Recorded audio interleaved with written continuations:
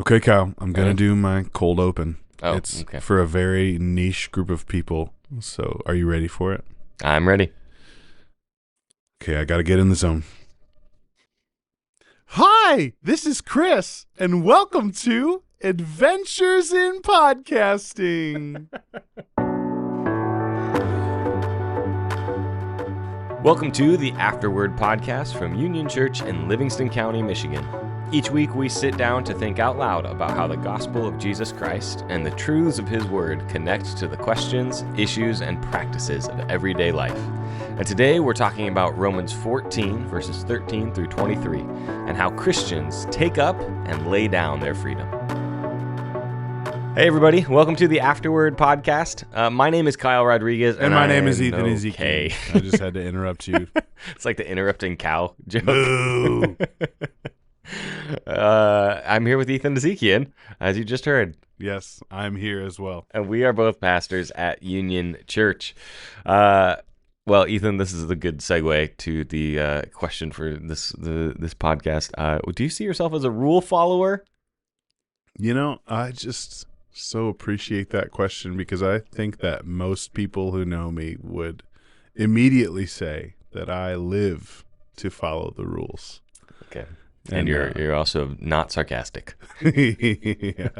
You know, I really resonate with Captain Barbossa in the first Pirates of the Caribbean movie where he says, the pirate code is more like guidelines than actual rules. So in my flesh, sometimes I react poorly to rules, and even to this day can maybe even a natural resistance, you might say. Yeah, maybe like a sinful compulsion. So would you call yourself a rule follower? I would just say I'm more of a traditional firstborn. And so, yes, probably more of a natural rule follower. Although, not as much as someone like, say, my wife.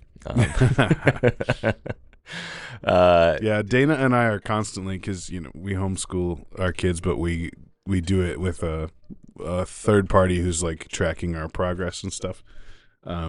It's a hybrid school, and Dana's constantly like, yeah, we need to turn this in at this time, and she's cares about those things, and I just am like, why? and that's why it's good that we're married. Yeah, it is true.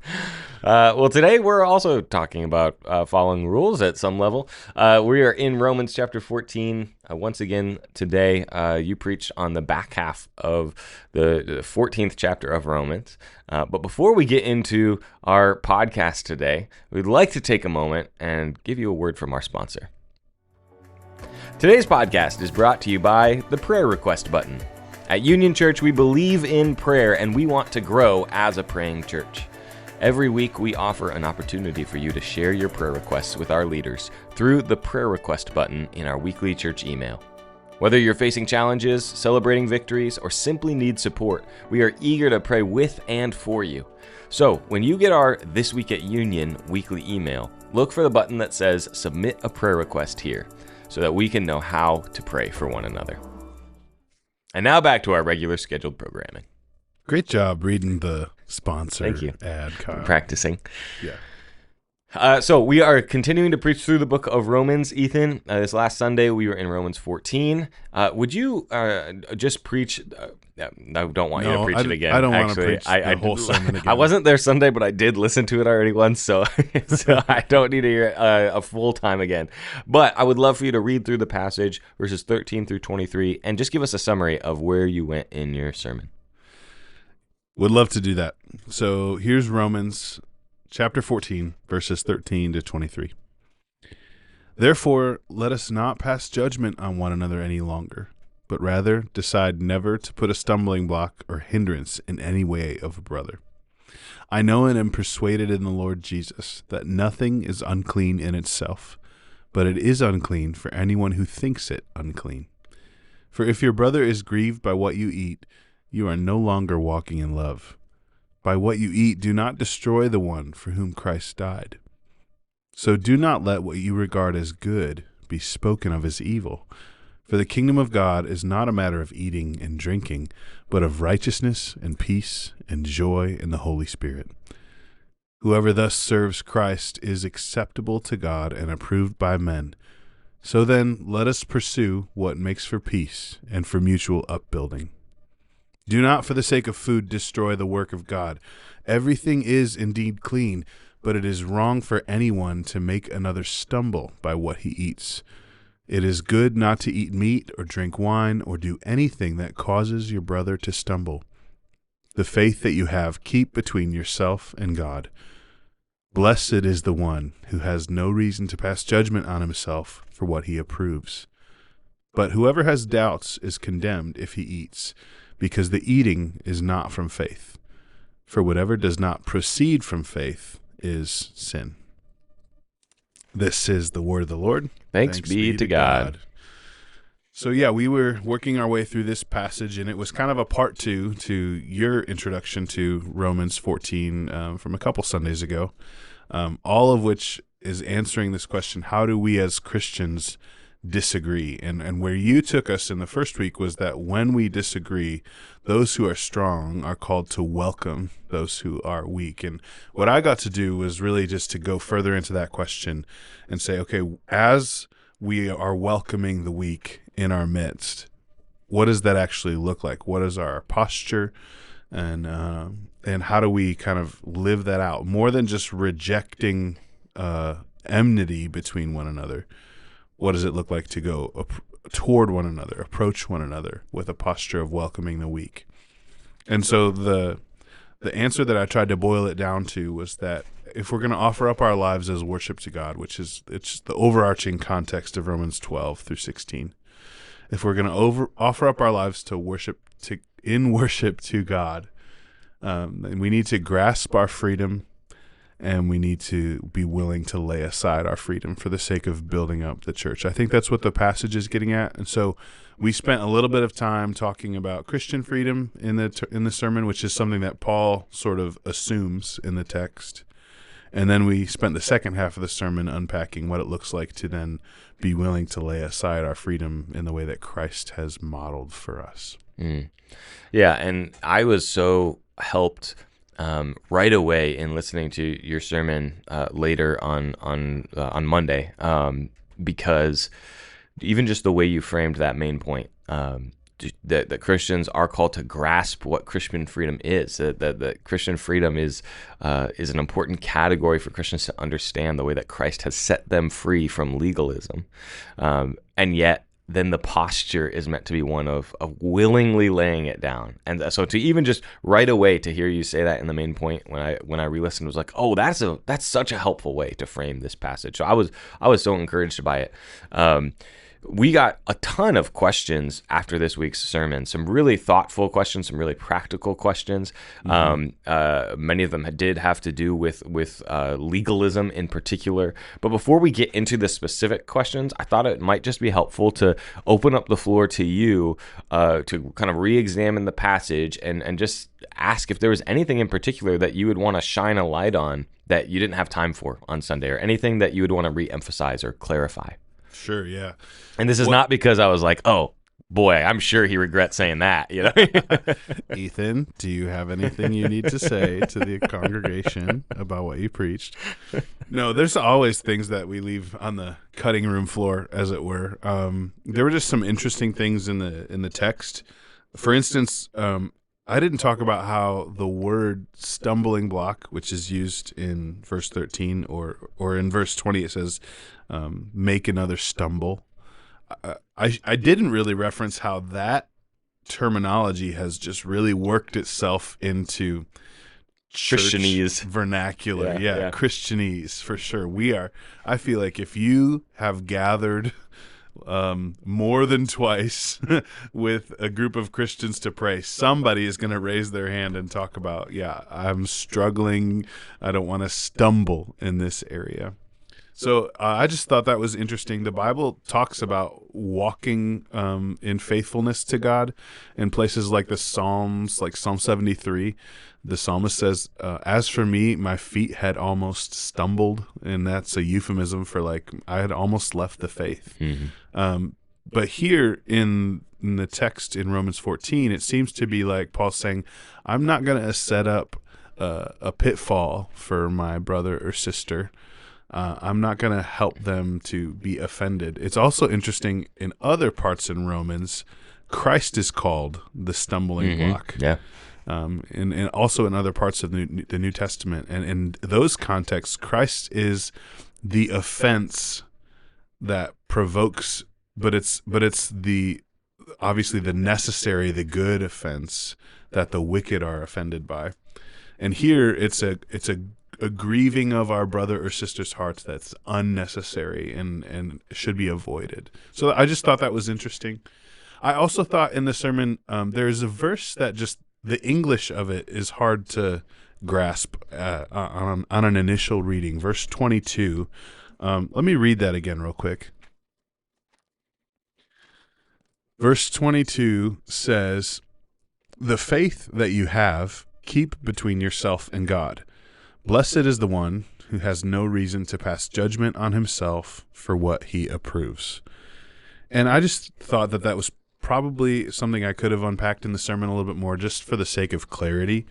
I did say in the sermon, that first part, that the faith that you have, keep between yourself and God. If we just rip that out of context, we might misunderstand it to mean, permission to never share the gospel. Yeah. But that would be a gross misreading of what Paul is putting forward here.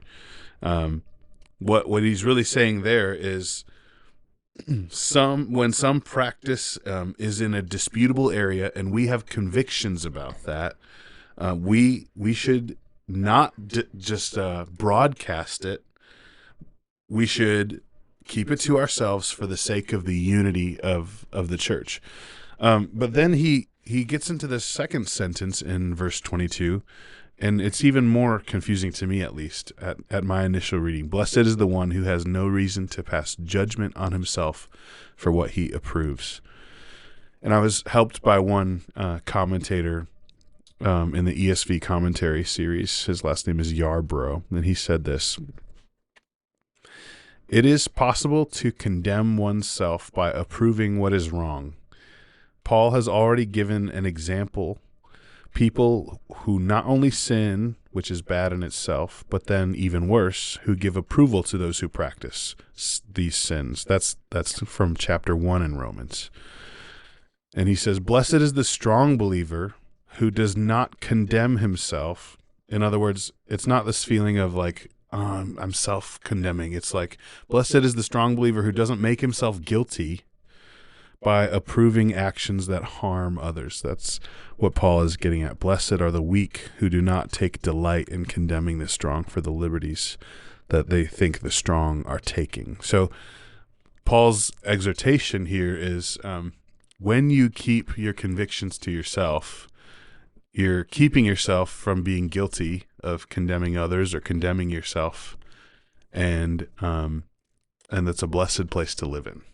So I just thought that would be good to spend some time there, because it can be just derailing when we can't really initially understand a verse.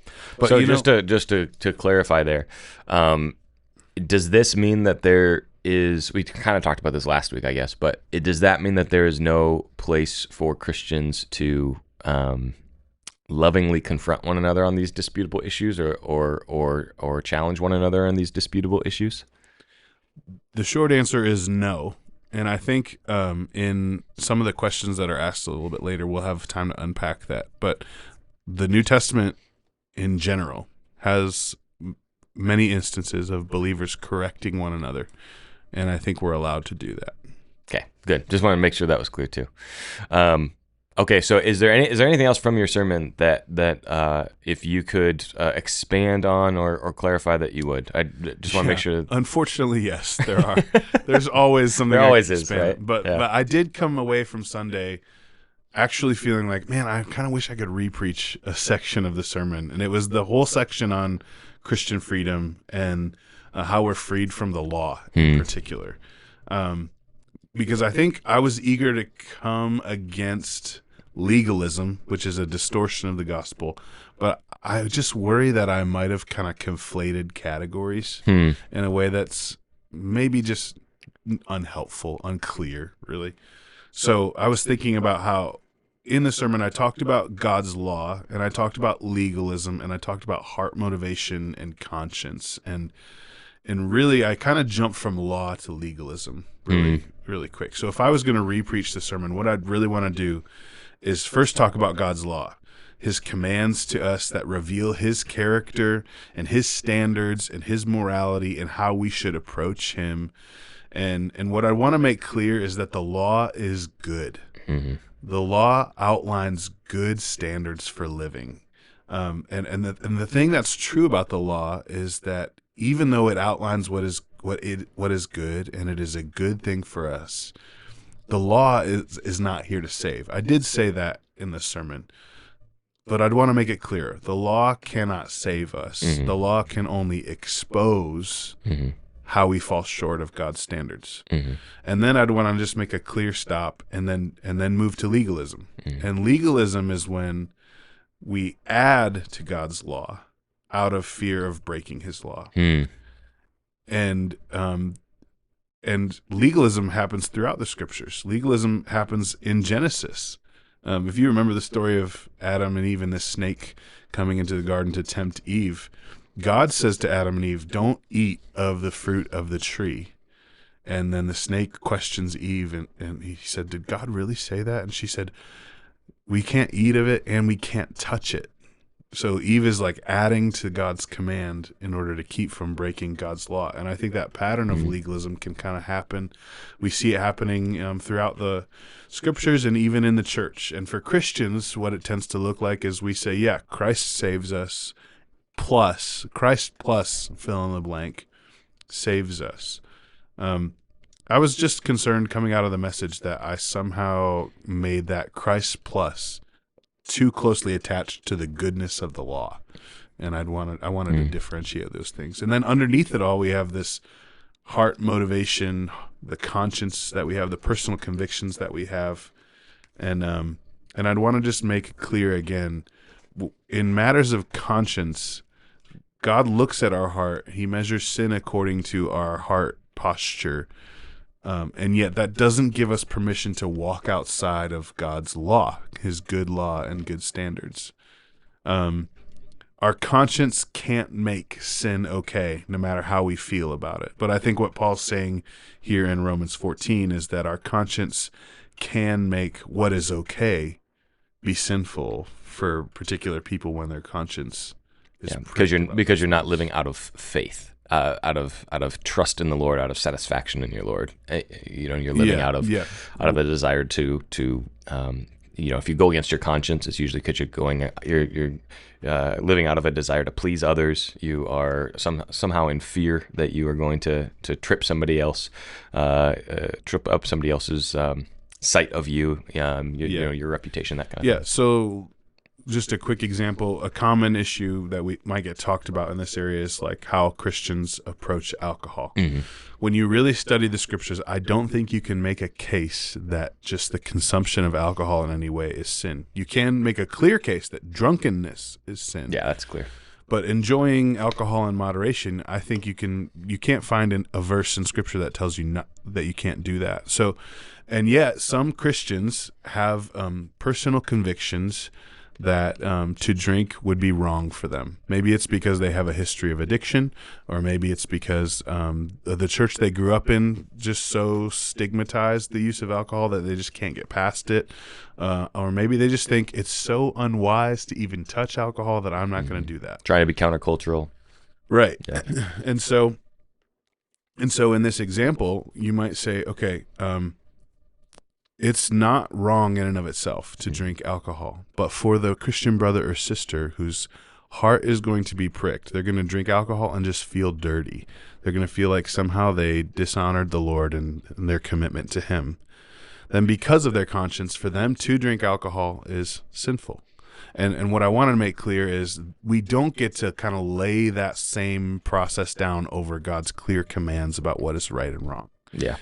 Sex outside of marriage, no matter how my conscience feels about it, is going to be against God's clear commands, and it's sinful. So So I just wish I could go back over that section and clarify it a little bit, and I wanted to do that here. Well, and Paul just makes such a clear, makes it so clear in this chapter, in chapter 14, that Christians are to live by faith. Faith is this this kind of operating lens for Christians. And what we're really trying to do as Christians is to take the law, which is good in and of itself, but on our own, all it can do is expose. But once we're filled with the Spirit and regenerated, the law becomes a tool that we can use to seek to honor the Lord, to seek to live a flourishing life. And what we're trying to do is we're trying to apply the law in all these complicated circumstances.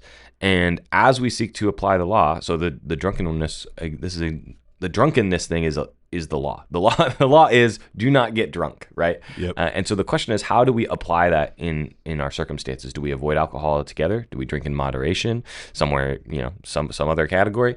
And how we apply that is where we seek to be led by the Spirit. We seek to do all things in faith to honor the Lord, giving our whole bodies as a living sacrifice. Mm-hmm. And where we come to be convinced in our own minds, as Paul talks about earlier in chapter 14, wherever we land there, that's what faith is to do that with our whole heart, seeking to honor the Lord with everything. And if we come to a conclusion, but then we act against that conclusion for the sake of reputation, for the sake of how we look in front of other people, that's what going against our conscience would be, right? Mm-hmm.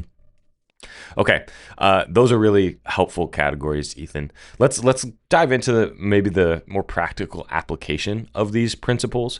We got one question in particular that seems like it would be a helpful case study on these topics, and it's around a topic that often gets connected with this passage and this kind of language, and that's the topic of modesty.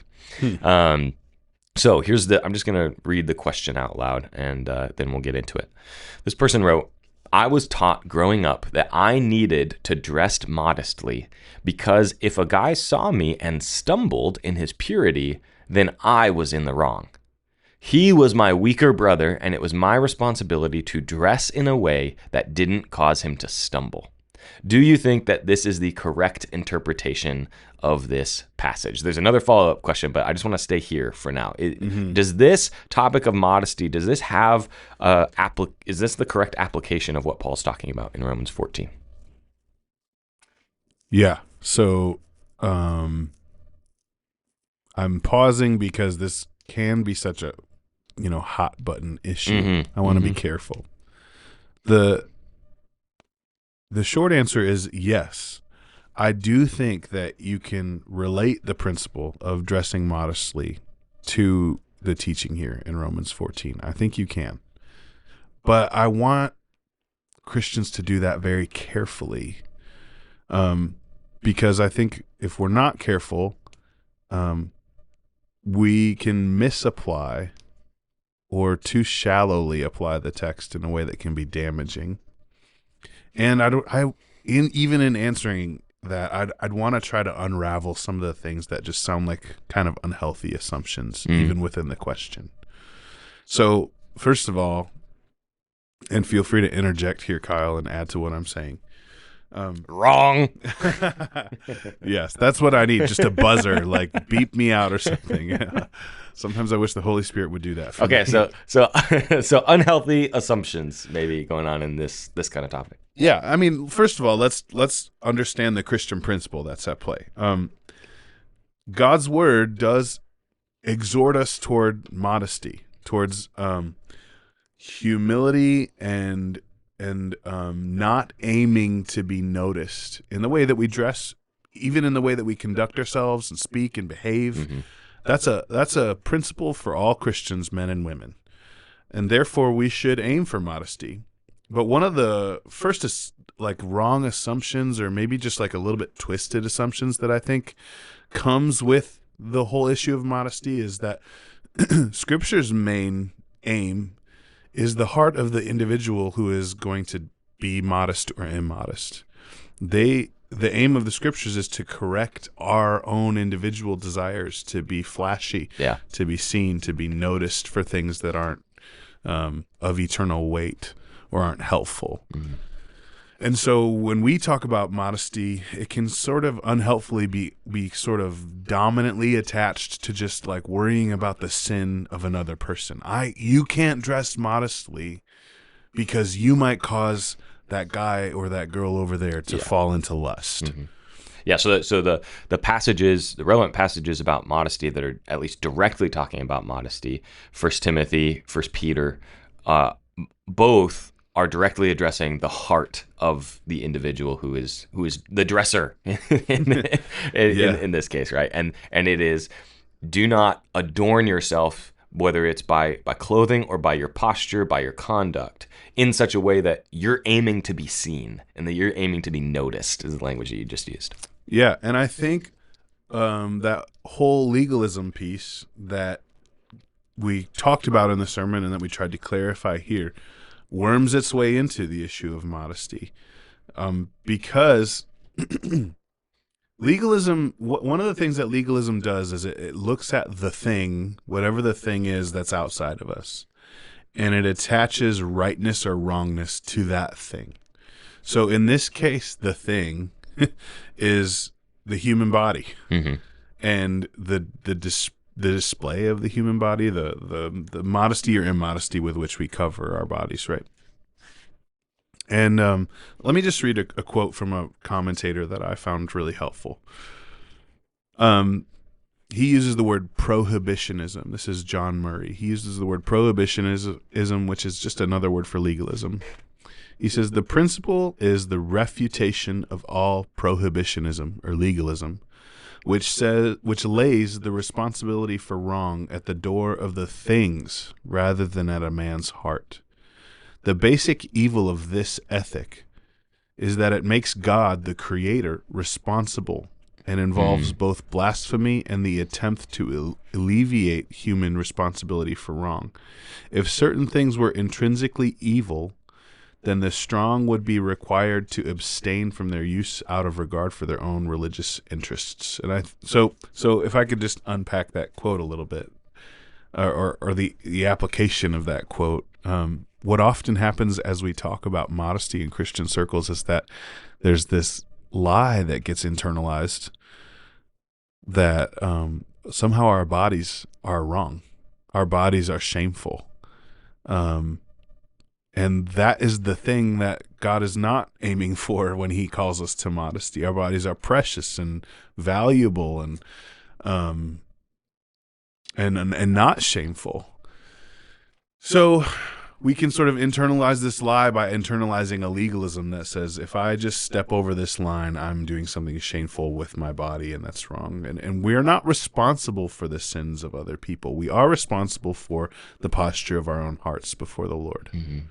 And that's what we really need to think through. So too often the modesty conversation is just taught with this posture of fear that says we're so scared that we're going to be seen by others as promiscuous. We're so scared that we're going to be perceived by others as an object of sexual desire. We're so scared that we're going to make others stumble.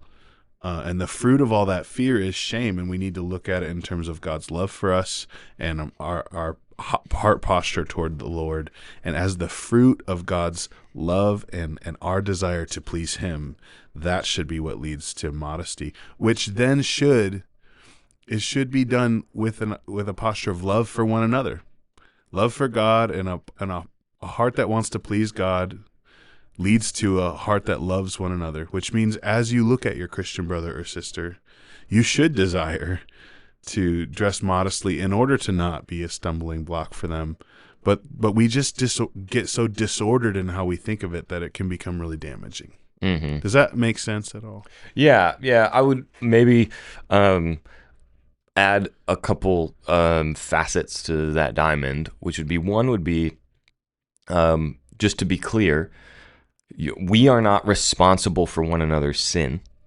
And so that's actually one of the primary motivations for Paul in chapter 14, right? We talked about this last week, where Paul says, don't pass judgment on one another because you need to trust that the Lord is the judge and that everyone, this is the last verse of last week's passage, verse 12. So then each of us will give an account of himself to God. So you, if I could speak to a young Christian woman, I would say, you will not have to give an account for a man's lust. Yeah. You will have to give an account for your heart toward your Christian brothers and sisters, and the ways that the ways that your heart is postured as you think about how you dress, what you eat, how you conduct yourself. What you'll have to give an account for is not merely what you do, but how you feel and what your desires are when you do certain things and act a certain way, right? Which is actually a far weightier thing than simply did you wear the right clothing or not, right? And that even applies to in the modesty conversation, I guess. I think so much of it is often like somebody who has particular convictions, probably more conservative convictions, looking out at somebody else and having a negative heart posture toward them and assuming, that the way they've dressed is purposefully immodest or whatever, just to, you kind of look down your nose at them and think, well, my standard is better than theirs. And so that is exactly what Paul is condemning and exhorting us against in the passage. And so it's not just the dresser and the potential onlooker that is at play. It's that person, that third party person who's kind of looking and saying, I can't believe she dressed that way. Well, and so that would be the other facet that I would want to draw out here is that when Paul is using the language of stumbling block here in Romans 14, also there's a kind of parallel passage in 1 Corinthians 8. When he's talking about the weak and the strong, and the strong having not laying down a stumbling block for the weak, he's not. The direct application is not like somebody who's dressing a certain way and the onlooker. The direct application is somebody who's dressing a certain way and somebody who's judging the person for dressing a certain way. Right. Because in that equation, the onlooker who chooses to lust, he's doing a black and white wrong thing. Right. This goes back to this law principle, right? Yeah. So they're not who Paul is talking about in this passage. They're just coming against God's good commands in a wicked way.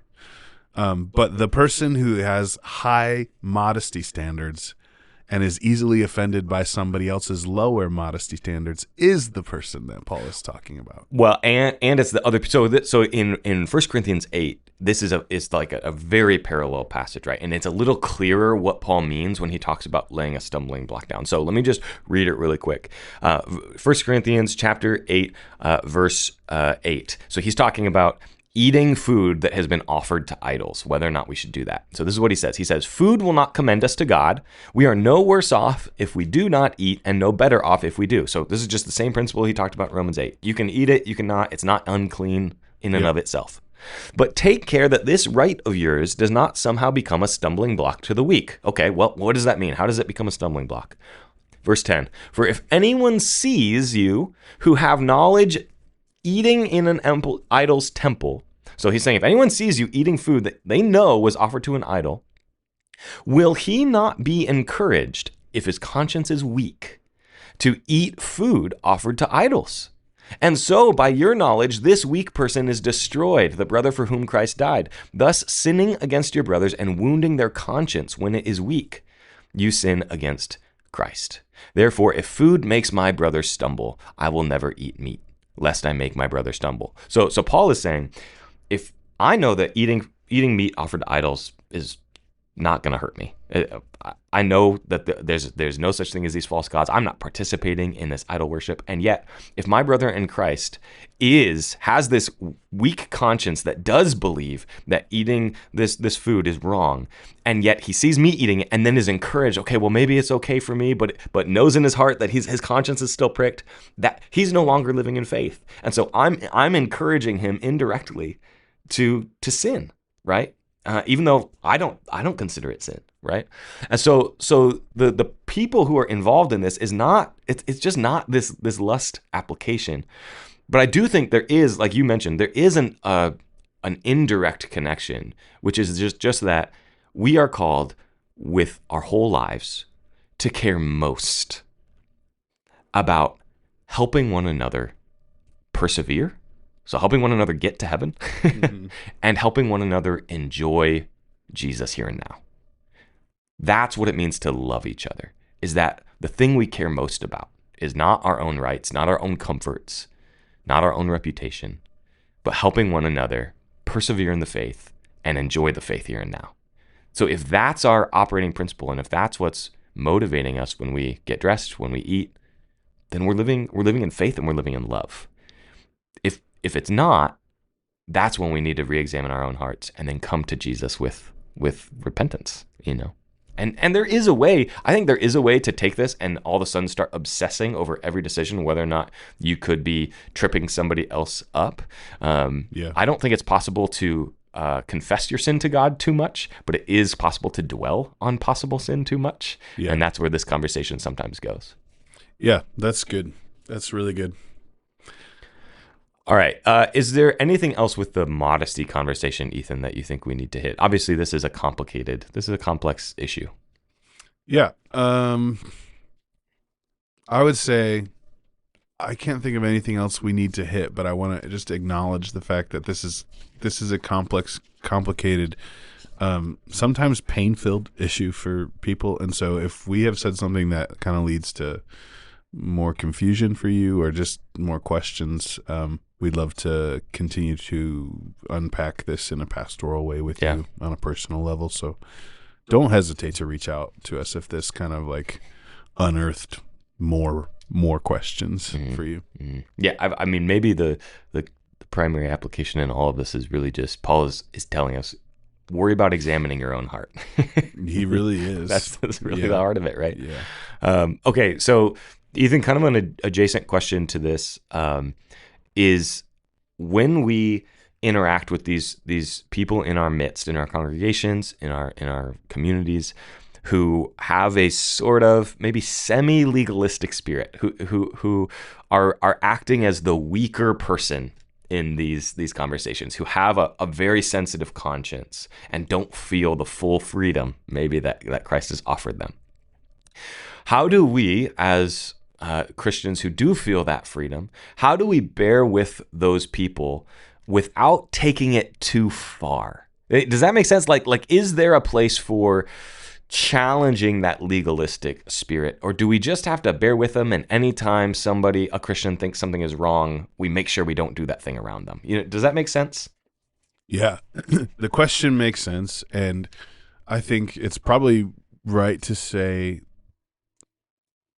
we want so badly to have a kind of chart, those charts where it's like it gives you two decisions, and then if you take one, it's like, okay, then you need to go this route, and then if you take flow another chart, decision, it's like a flow chart of decision making, and we want so badly to have that for every situation in the Christian life, and particularly with this issue, it requires the application of wisdom, so that I need to just prayerfully, with the guidance of the Holy Spirit and with the wisdom of my Christian community, discern the right application of when it's right to bear with the weaker brother and when it's right to lovingly confront the weaker brother or sister. And I mean, we see this in the New Testament. There's a scene in the New Testament where Paul openly confronts Peter to his face about his legalism, about how he came to the church in Antioch and he ate with the Gentiles, but then the Jews came and he withdrew from the Gentiles. Paul confronts that legalism to his face. That has to do with Peter's Jewishness and kind of revolving around the eating laws and stuff like that. But Paul also talks about circumcision in the New Testament. He vehemently teaches in Galatians and in other places that you do not need to be circumcised in order to be saved. And those who teach such things are wrong. Paul's vehement about that. Mm-hmm. And yet he has Timothy, his disciple, be circumcised in order to not be a stumbling block to the Jews, while in a different situation, his other disciple, Titus, he resists having Titus be circumcised. This just shows us that we have to apply wisdom. There's not a one-size-fits-all response. Mm-hmm. But I think it's helpful to remember that in Romans 14, the main aim of Paul's teaching is that we should respond to the gospel by walking in love. And and avoiding division over secondary opinions, and avoiding grieving one another by offending their conscience. So unity in the gospel is the aim. Right. And there's a balance we need to watch carefully, because there may be a point when bearing with the weaker brother and changing our behavior to accommodate their conscience actually may not contribute to the unity of the church and the building up of the body as a whole. So the weaker brother's kind of easily provoked conscience might actually stir up division or judgment or hostility toward one another in a way that may need to be lovingly corrected. Mm-hmm. Yeah, and that's, I mean, the Galatians example is a good example of this, where Paul sees this, sees a particularly judgmental, divisive, and legalistic spirit in some of the people in Galatia about how that you need to be circumcised. If you're going to be a Christian, if you're going to be faithful, you have to be circumcised. And Paul so vehemently opposes this because he sees there is a danger that it is going to increase and encourage a legalistic, almost works righteousness kind of spirit in this congregation if they take on that kind of attitude. Yeah, there's a assumption there that is reinforcing an anti-gospel. Yeah. And so insofar as we see those kinds of assumptions taking root in individuals and in a community, we need to teach against that clearly, because we want the gospel to be clear. So if somebody's sensitive conscience is kind of at a heart level, at like a feelings level, making you feel like you need to add to the gospel for your salvation, or that sort of culture is taking root in a community, a small group or a church or a group of friends, then that needs to be lovingly corrected. And I also think it's good to just be self-aware in this too. There are instances where modifying my behavior to accommodate the weaker conscience of my brother or sister might actually grieve my conscience in a way that would lead me to sin and make me the weaker brother. You know, for instance, like I have kind of a gut level reaction against legalism, because for me there was some malformed discipleship that caused me to understand the gospel as just behavior modification. And I needed to get free of that. And if I was so damaged by that kind of malformation in my discipleship that it just continued to this day to really grieve my heart, and then a Christian brother or sister kind of came at me with a legalistic spirit, and so I felt this pressure to kind of accommodate their sensitive conscience by embracing a little bit of their legalism, and then that kind of provoked my, small t trauma or whatever from my childhood. It's complicated, but do you kind of see the picture I'm trying to paint? I'm becoming more and more aware that we don't get to just label ourselves as the strong one or the weak one and just know that we're always in one category. We're kind of constantly going back and forth and oscillating between being the strong and being the weak.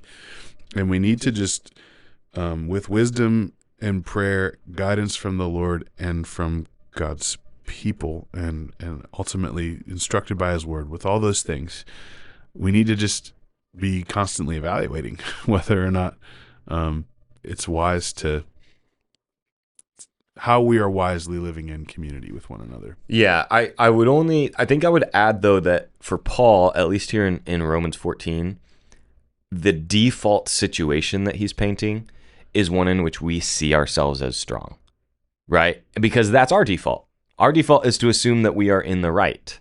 Even the weak person in Paul's equation, the more legalistic person, thinks they're the strong one, thinks they're the faithful one, and that they have to keep everybody else faithful, right? And so the default posture that Paul is trying to put us in is a posture of bearing with one another in love, right? And so that has to be our kind of instinctual posture and reaction, and the kind of, this isn't exactly what it is, but for lack of a better word, the exceptions to the rule that you are kind of laying out some guidelines for are meant to be more secondary reactions to particular circumstances, not the default. The default posture Paul is painting is bear with your weaker brother or sister in love. Yeah, and maybe to clarify what I'm saying, there's never a time when we're not supposed to bear with one another in love. It's just that looks differently depending on the situation. Mm-hmm. Sometimes bearing with one another in love means changing my behavior to not offend the weaker brother's conscience. Yeah. Sometimes bearing with one another in love means asking humble, patient, curious questions about their perspective. And then sometimes bearing with one another in love could mean clearly... Paul opposing Peter. Yeah, Paul opposing teacher. Yeah. Peter clearly teaching the gospel and tearing down this anti-gospel. We're always called to bear with one another in love, but the application of love is different in every circumstance. Mm. Okay, so Ethan, if we were going to put these principles into practice, how should Christians talk about their media consumption? Or their tattoos, or their approach to drinking, or their approach to gambling, or their voting choice, or their view on the millennium, or their view on baptism, or there are so many areas where the scripture's teaching is not clear, and we have opportunity to apply wisdom, right? How should we talk about those things? I think we should talk about them just assuming, or maybe it's better to say never assuming your sense of freedom is your brother's sense of freedom. So if we're at a party talking about the movies that we've just watched or the shows that are in our queue, maybe instead of assuming that your friend is on the same page and saying, hey, did you love that show? Or do you have a show that you're watching? Maybe the question is, do you enjoy television, or do you like to consume other media? I'm not sure. Sometimes we just unthoughtfully assume our standards onto other people. Mm-hmm. So we need to have humility about that. And then if points of disagreement come up, again, we need to work hard at being unoffendable people. So I shouldn't be offended by their higher standards. I should be curious about them. And it's always good to emphasize the unity that we have no matter what in the gospel, that the blood of Christ binds us together as brothers and sisters. And in some cases that is worth it. And feeling that sense of unity, experiencing that sense of unity in the here and now is so worth it that it's worth laying down the freedom that I have for the sake of my brother or sister. Yeah. Yeah. If we're going to do this, I think we do need to have a lens to see our circumstances, our church communities and our broader community. We have to have a lens through which to see the things that people are prone to be sensitive toward. So that might be in media consumption. It might be, in one community, it might be graphic nudity. In another, it might be violence. In another, it might be language. In another, it might be all three of those things, right? But we do have to have a lens through which to see those things and be aware of the particular sensitivities around us so that we can lay down our freedom for one another. Yeah. That's just in that area of media consumption. And I think in terms of embracing humility, we need to have the humility to listen so that we can consider, hey, are we actually using our Christian freedom to justify, number one, to justify maybe things that are just outside of God's law for us, that we've been pridefully just kind of like assuming our freedom? Yeah. Or are we leveraging our Christian freedom in a way that's just prideful or reactionary or not done out of a Christian spirit. Like I can drink alcohol with a clean conscience and just enjoy the good gift of a good bourbon or something like that. But I could also do it and just do it because I'm mad at the people who told me I couldn't. So I'm going to be like, well, I'm going to drink it anyway, bro. And that is done out of a pride and a hubris that is not according to the heart of Christ. So we need to have the humility to consider those things too. And examine our in our heart. strength, we may be acting out in pride, even though we have freedom. Yeah. There. Yeah. These are hard. These are complex things. And yet, if we are going to offer our whole bodies as a living sacrifice, these are the kinds of considerations we need to make.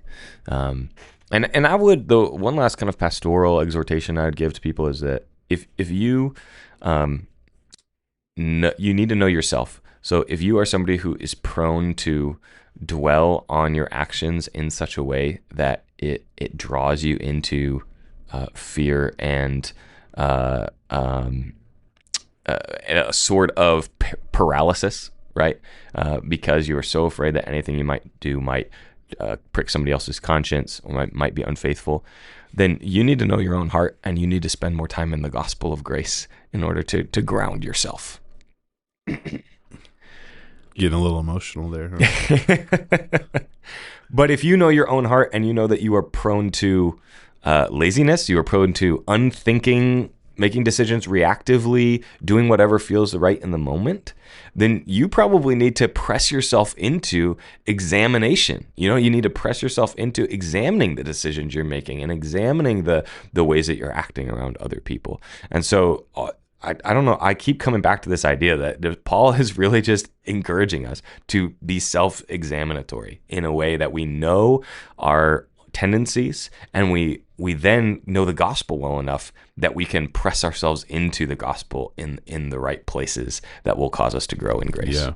So the first question after listening to this podcast is, am I prone to burden myself with unnecessary criticism and rules, or am I prone to just license myself to live in an unthinking way? Yeah. So I know that back to our icebreaker question. Yeah. I am not prone to burden myself. I'm prone to license. And so I probably need to press into that self-examination and consideration of my brothers and sisters and their consciences. Yeah. And I know that I don't think I'm prone to burden myself. I can be prone to burden myself with my own expectations, but I usually feel pretty free and I'm not usually burdened too much by other people's expectations. And I know that I need to have a quicker spirit to consider other people's convictions and sensitivities. So, yeah. All right. Well, Ethan, this has been helpful. I hope it's been helpful for me. Oh, okay. It's been a long one. You have it's the time. okay. I think it's worth taking the extra time, but I am thankful for those who've stuck with us for this long in the podcast. Yeah. Well, we hope this has been helpful for you. We'll just remind you, as we do every week, the goal of this podcast is to equip the people of Union Church for discipleship and mission. If you're a Christian who's listening from another context, we are grateful that you've joined us. We pray that this conversation would help you to follow Jesus and engage in his mission wherever he's placed you. We would love to hear from you, whether you are a part of Union Church or outside. So if you have thoughts, feedback, questions, disagreement, send an email to connect@unionchurchmi.com and include the word podcast in your email subject line. Thank you all for listening. Lord willing, we will see you next week on another episode of the Afterword podcast.